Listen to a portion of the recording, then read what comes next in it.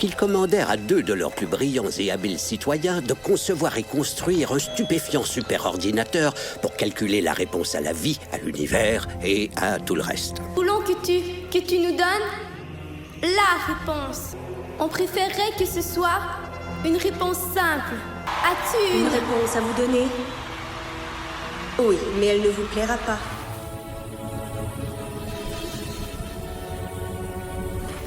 Bienvenue dans les Logions du Bon Larron, le podcast où nous cherchons ensemble la lumière jusque sur la croix.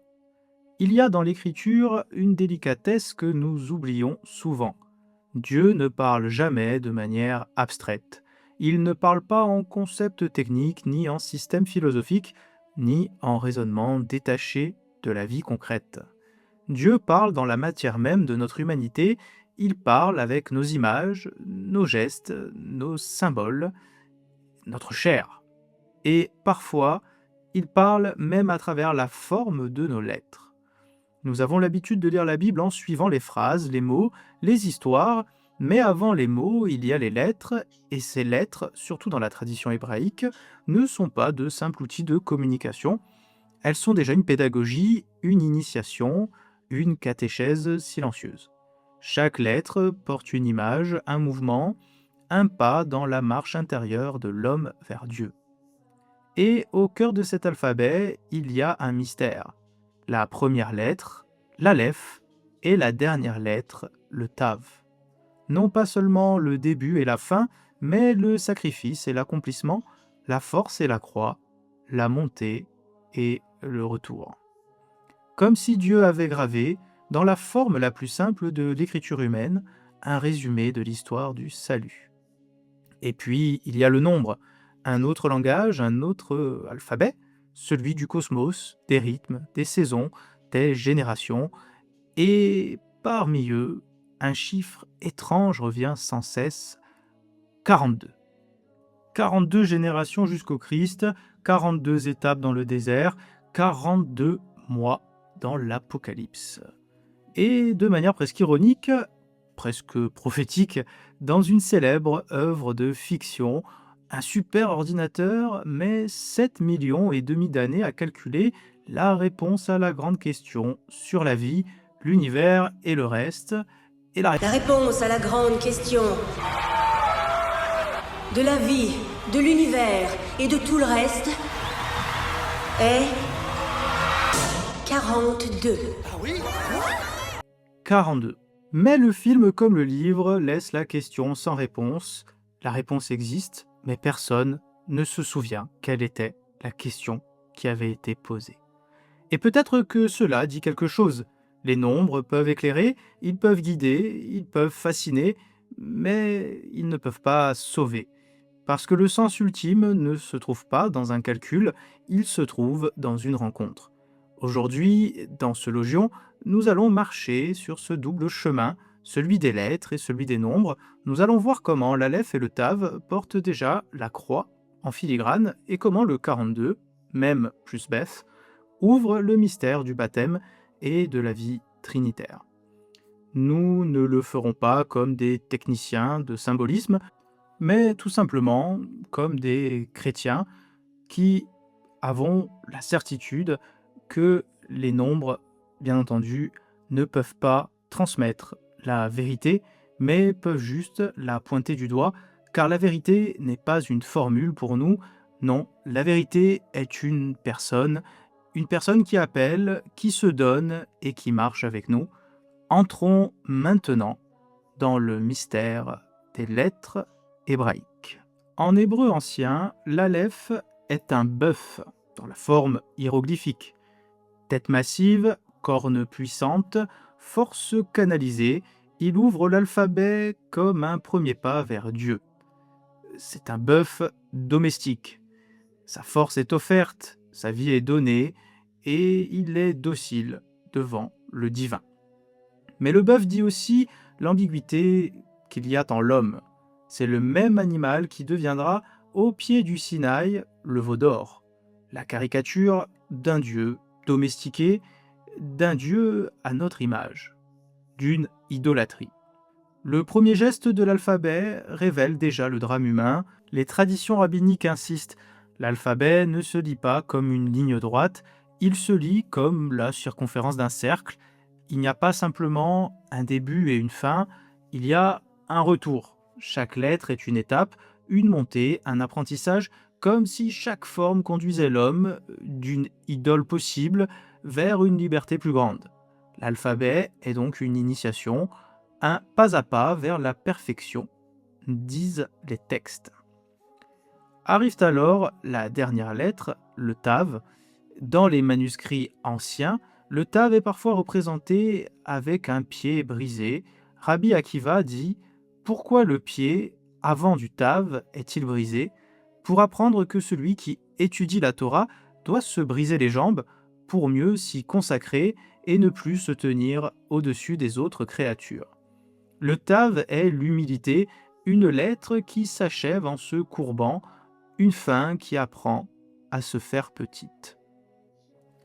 Le tav, c'est aussi l'aboutissement de tout, la fin du cycle, la dernière étape, celle où l'homme arrive au bout de ses forces, mais, disent les rabbins, il existe un après le tav. Et cet après porte le nom de la première lettre, Aleph. Un tav qui revient à l'Aleph forme le mot Teuva, le retour, la conversion, le recommencement. La fin du chemin n'est pas un mur, c'est un passage, un seuil. Le tav n'est pas une clôture, mais une porte circulaire. Les études philologiques montrent un détail étonnant. Si l'Aleph représente le bœuf domestiqué, le tav représente, lui, le bœuf sauvage, la force indomptée du monde méditerranéen. Comme une réponse parfaite, l'Aleph, force apprivoisée du début, le tav, puissance brisée, purifiée, transfigurée. Le chemin commence avec un bœuf et s'achève avec un taureau revenu dans la paix. Comme dans une grande résolution musicale, une harmonie finale après un long contrepoint. Les spécialistes notent aussi que le tav n'est pas seulement la dernière lettre de l'alphabet, c'est aussi l'un des signes les plus anciens, pour ne pas dire le plus ancien, tracé par la main humaine. On le trouve déjà gravé dans certaines grottes préhistoriques. Bien avant l'apparition de l'alphabet complet, ce simple signe, une croix, une marque, un sceau, est l'ancêtre direct de tout le système écrit qui naîtra plus tard. Le tav est donc paradoxalement à la fois la fin et le début de l'alphabet, ou du moins l'origine la plus archaïque de toutes nos lettres et donc de tous nos alphabets. Comme si la dernière lettre avait été posée, la première. Une manière mystérieuse de dire que ce qui vient à la fin est déjà inscrit dès le commencement. Dans l'hébreu ancien, il est à noter que le tav est un signe tracé. Dans Ézéchiel 9, Dieu marque les fidèles du signe du tav sur le front pour les protéger du jugement. Ce sera d'ailleurs récupéré par nos amis, les franciscains, avec le tau. Ce tau, dans les alphabets archaïques, est littéralement une croix. La dernière lettre de l'alphabet hébreu, le symbole de la fin, porte déjà la forme de la croix. Et c'est là que ça devient intéressant. Lorsque Jésus dit dans l'Apocalypse « Je suis l'alpha et l'oméga », il parle en grec, mais il parlait aussi en araméen et sans doute en hébreu.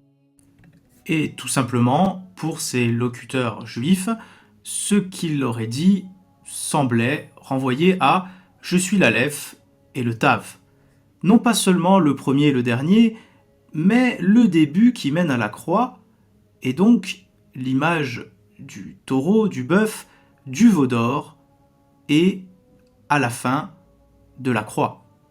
Donc les sacrifices sanglants, le sang, la violence, l'idolâtrie, et pour finir le sacrifice ultime, la croix, la révélation.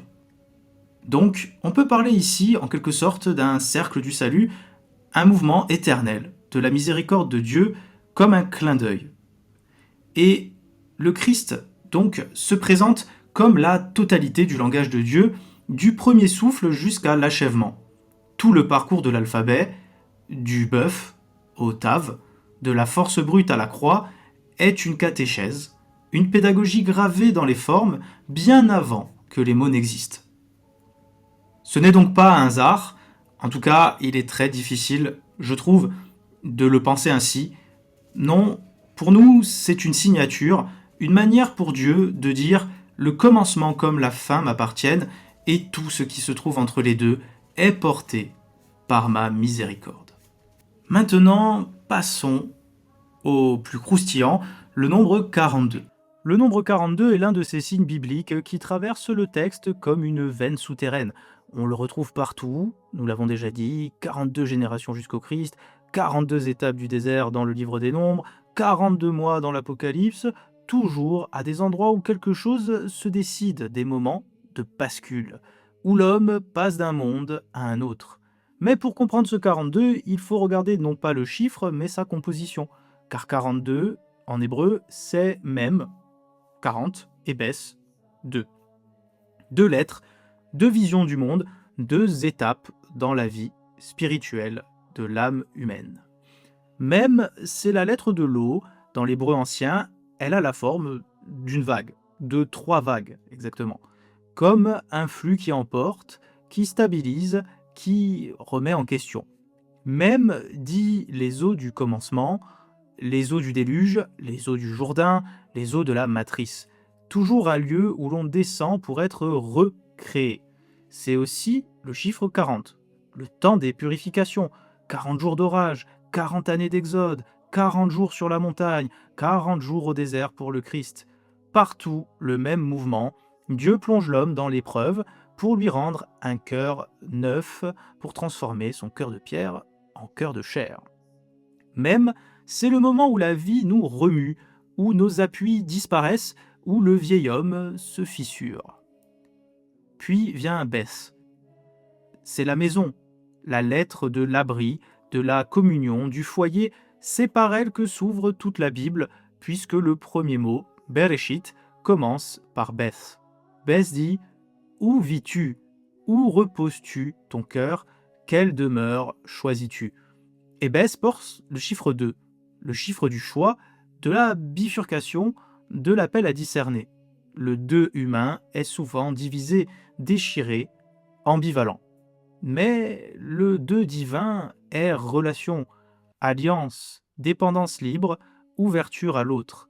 Car ce 2 divin ne peut être compris que dans le 3. Car oui, c'est ici que se produit le mystère que seule la foi chrétienne ose articuler, le passage du 2 au 3. L'Esprit Saint ne vient pas simplement ajouter quelque chose, il vient transformer la division en relation.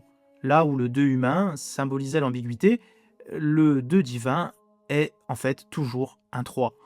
3, le Père, le Fils et l'Esprit, celui qui circule entre les deux et qui est bel et bien une personne. Il est l'amour même, l'unité dans la distinction.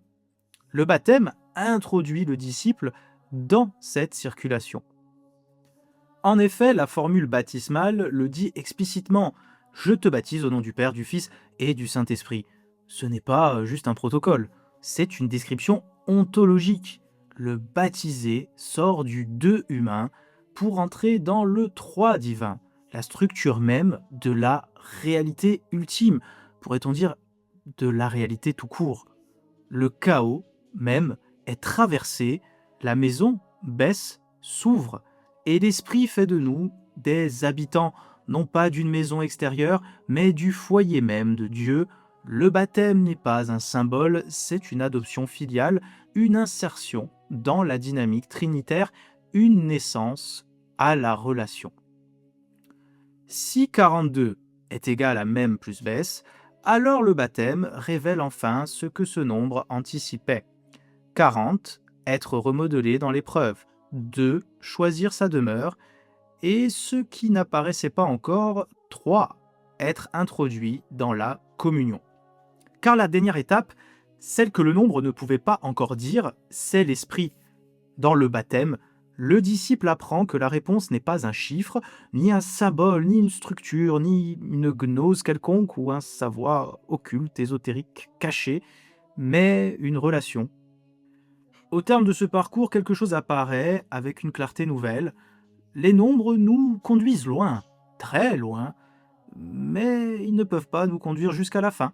En effet, pour les Hébreux, c'est un cycle sans fin, de l'Aleph jusqu'au Tav, puis de l'Aleph jusqu'au Tav. Le 40, le 2, le 42, les lettres, les symboles, tout cela peut nous guider, nous éclairer, nous orienter, nous faire sourire, car ce sont même, nous l'avons vu, des véritables miracles numériques, mais aucun chiffre ne peut dire le cœur du réel. Pourquoi, me direz-vous? Parce que la vérité n'est pas un système, la vérité n'est pas une équation, n'en déplaise à certains. La vérité n'est pas une structure cachée dans le tissu de l'univers. Non et non. La vérité est une personne. Et une personne ne se calcule pas. Une personne ne s'explique pas. Une personne ne peut se résumer avec des mots ni avec des chiffres. Non, non, non. La vérité est charité. Et la charité, ce n'est jamais un nombre. C'est un lien, c'est un mouvement, c'est un don de soi, c'est une relation. Comme le Dieu trinitaire qui est relation en lui-même et en dehors de lui-même avec ses créatures, la réponse, la vraie, celle qui éclaire la vie et la mort, celle qui ouvre le cœur et vivifie l'âme, cette réponse n'est jamais donnée par un chiffre. Pas parce que Dieu ne veut pas, mais tout simplement parce que ça n'a aucun sens. En fait, à bien y réfléchir, c'est absurde. On pourrait donner n'importe quel nombre à l'amour, on ne parlerait pas d'amour. Et c'est pour cela que la réponse nous est donnée par une rencontre, par un visage, une rencontre avec celui qui dit « Je suis le chemin, la vérité et la vie ». Non pas « Je connais la vérité », mais « Je suis ». À ce moment, tout bascule. Les nombres étaient des marches, les lettres étaient des signes, mais c'est un visage qui nous attendait, car ce que Dieu veut nous offrir, ce n'est pas une structure du monde, c'est sa propre vie. Et sa vie est relation, le Père, le Fils et l'Esprit, le mouvement éternel du don, la circulation parfaite de l'amour. La vérité n'est donc pas quelque chose à comprendre, ni un savoir, mais quelqu'un à suivre et même à recevoir. Et la charité n'est pas une théorie, c'est une manière d'être. On peut déchiffrer les lettres, on peut interpréter les nombres, on peut contempler les symboles, et pourquoi pas. Mais au bout du chemin, toutes les mathématiques du monde se prosternent devant la seule réalité qui sauve, et pourrait-on dire la seule réalité qui soit, la relation. Et cette relation a un nom, ce nom, c'est le Christ, Jésus. Alors peut-être que le 42, finalement, n'était pas la réponse, mais la route pour arriver jusqu'à lui. Merci d'avoir marché avec nous dans ce logion du Bon Larron. Continuons de chercher ensemble la lumière jusque sur la croix.